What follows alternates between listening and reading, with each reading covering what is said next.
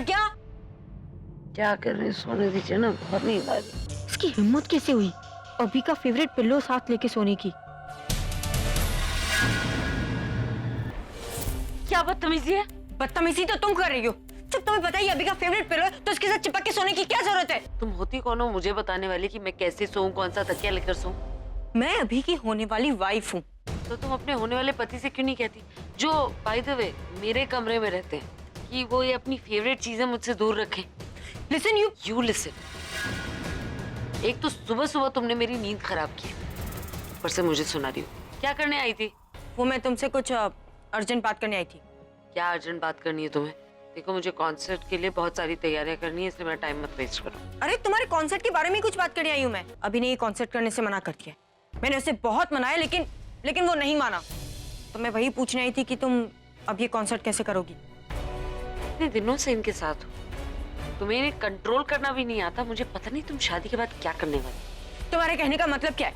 मतलब ये है कि मुझे पता था कि वो तुमसे कोई सजेशन तो लेते नहीं, लेकिन अपने फैसले तुम्हें बताते भी नहीं है, ये नहीं पता था।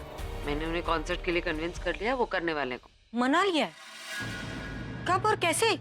पर्सनल डिटेल्स नहीं बता सकती। अब अभी कहाँ है? म्यूजिक रूम में होंगे ना, उन्हें भी तो गानों की रिहर्सल करनी होगी।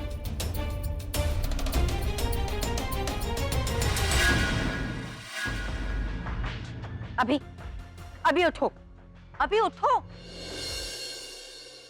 अच्छा हुआ तुमने मुझे उठा दिया। क्या है ना कि प्रज्ञा कमरे में सो रही थी और मैं उसे डिस्टर्ब नहीं करना चाहता, इसलिए आप आकर प्रैक्टिस कर रहा था। प्रैक्टिस करते करते कब आग लग गई पता ही नहीं चला। तो तुम्हें उसकी नींद की फिक्र है, कभी मेरी नींद की फिक्र की है तुमने?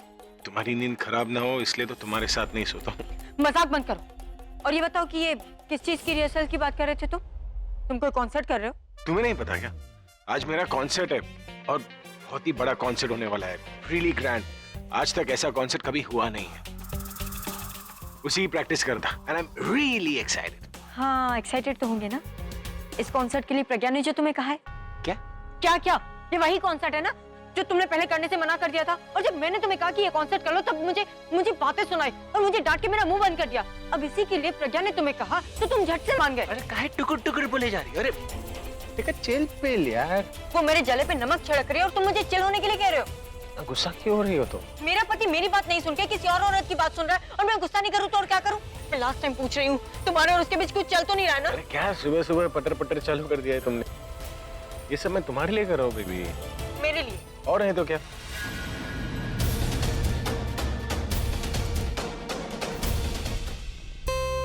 श्रीली, तुम कॉन्सर्ट में हमारी शादी का अनाउंसमेंट करने वाले हो?